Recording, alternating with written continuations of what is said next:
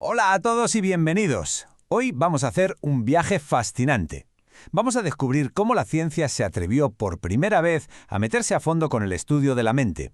Es una historia que arranca con una idea que literalmente puso el mundo patas arriba y nos lleva hasta ratas en un laberinto. Y en el proceso cambió para siempre la forma en que nos vemos a nosotros mismos. La pregunta que va a guiar todo nuestro recorrido es esta, y es una pregunta potente. ¿Cómo es posible que pasáramos de pensar que la mente era un misterio, algo casi sagrado, intocable, a estudiarla de una manera tan de laboratorio, con animales? Suena a locura, ¿verdad? Pues prepárense porque la historia de ese salto es una auténtica revolución. Ok, aquí tiene nuestro plan de vuelo. Primero, la idea que lo encendió todo. Luego, veremos cómo el foco se movió de las personas a los animales. Después, asistiremos al nacimiento de una ciencia completamente nueva. Echaremos un vistazo a sus herramientas y, para terminar, analizaremos el legado, que es bastante complejo. Así que, sin más, vamos con esa chispa que lo cambió todo. Nuestra historia, como les decía, empieza en un mundo donde todo parecía fijo, estático, creado tal y como era. Pero una sola idea estaba a punto de provocar un terremoto intelectual. Miren este cuadro, es que es la clave de todo.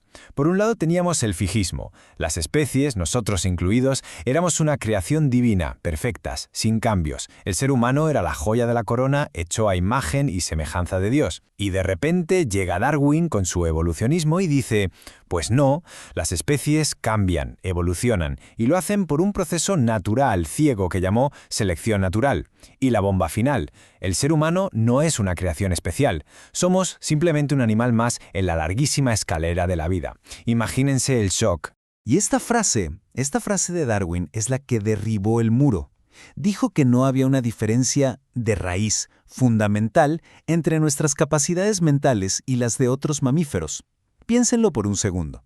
Si nuestras mentes no son un mundo aparte, si hay una continuidad, entonces, a lo mejor, estudiando la mente de un animal, podríamos aprender algo sobre la nuestra. La puerta a la psicología del aprendizaje acababa de abrirse de golpe. Claro, esta idea de continuidad que propone Darwin tuvo una consecuencia directa. Era el paso lógico. Así nació la psicología comparada. Si estamos todos conectados por la evolución, estudiar cómo se comportan los animales podría darnos pistas increíbles sobre por qué nosotros nos comportamos como lo hacemos. Y el progreso fue rapidísimo, de verdad. Fíjense en esta cronología. A finales del siglo XIX, un tipo llamado Romaneses usaba lo que se conocía como el método anecdótico, que era, básicamente, coleccionar historias curiosas sobre animales listos.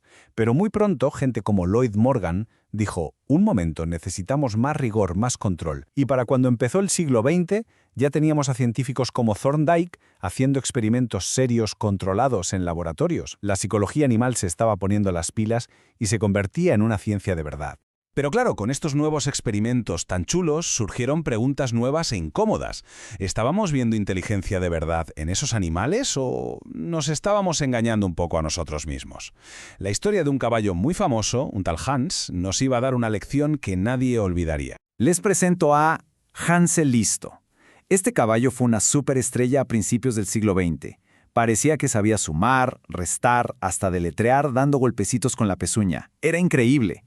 Pero un psicólogo muy astuto, Oscar Fungst, se dio cuenta del truco. Hans no era un genio de las matemáticas, no, era un genio de la observación. Lo que hacía era leer el lenguaje corporal supersutil e inconsciente de su dueño. Este caso fue una bofetada de humildad para la ciencia y nos enseñó una regla de oro. El control experimental es vital para no acabar viendo lo que queremos ver. La lección de Hans, sumada a esa búsqueda de rigor, llevó a la psicología a un callejón sin salida. O a una nueva avenida, según se mire. Si no nos podemos fiar de conceptos tan abstractos como mente o inteligencia, ¿de qué nos fiamos? La respuesta fue simple y directa: de la conducta, de lo que podemos ver, medir y contar. Y con este nuevo enfoque en lo observable, el objetivo de la psicología dio un giro de 180 grados. Ya no se trataba solo de comprender la mente. Ahora la meta era mucho más audaz y para algunos un poco inquietante.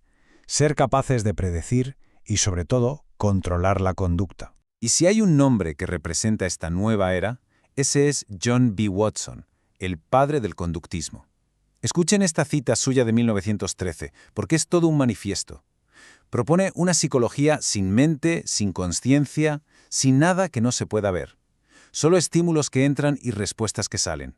Una ciencia tan precisa que, si me das el estímulo, te puedo predecir la respuesta, y viceversa. Su objetivo final era, ni más ni menos, aprender a manejar el comportamiento. Muy bien, tenemos la teoría conductista. Pero en la práctica, ¿cómo se hacía? ¿Cómo mides el aprendizaje de forma objetiva? Pues los psicólogos tuvieron que ser inventores, crearon sus propios aparatos, sus propias situaciones problema para estudiar el aprendizaje en un entorno totalmente controlado. Y aquí tienen el podio de los inventos más famosos. Primero, la caja problema de Thorndike. Metía un gato con hambre en una caja y el gato tenía que apañárselas para mover una palanca o tirar de una cuerda y poder salir a comer. Luego el laberinto, que usó mucho un tal Small. Se ponía una rata y se medía cómo aprendía contando cuántas veces menos se metía por un camino sin salida. Y finalmente la joya de la corona, la caja de Skinner, que lo automatizó todo. Permitía estudiar con una precisión milimétrica cómo las recompensas, lo que él llamaba refuerzos, moldean lo que hacemos. Todo este enfoque de laboratorio, tan objetivo, tan controlado, nos dio un conocimiento brutal sobre cómo aprendemos. Descubrimos principios básicos que siguen siendo válidos hoy. Pero también abrió una caja de Pandora, un debate ético que sigue muy, muy vivo. Y aquí lo tienen, el corazón del dilema. Por un lado, las ventajas son enormes. Tienes un control total sobre la situación, te quitas de en medio el efecto placebo y puedes estudiar cosas que por ética sería impensable hacer con personas. Es genial para entender los cimientos del aprendizaje. Pero por otro lado, las pegas son igual de grandes. ¿Podemos comparar de verdad el aprender a salir de un laberinto con aprender a hablar? ¿Hasta qué punto podemos generalizar los resultados? Y la pregunta del millón, ¿es ético usar animales así? Es una tensión que todavía define a la psicología. Como respuesta a toda esta controversia, la ciencia, por suerte, ha madurado. Hoy en día, la investigación con animales no es el salvaje oeste, está súper regulada.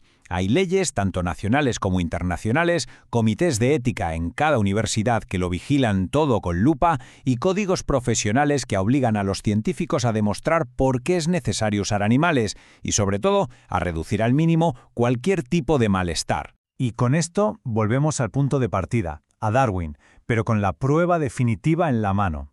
Gracias al proyecto Genoma Humano, hoy sabemos que compartimos más del 90% de nuestro ADN con otros primates. Es una barbaridad.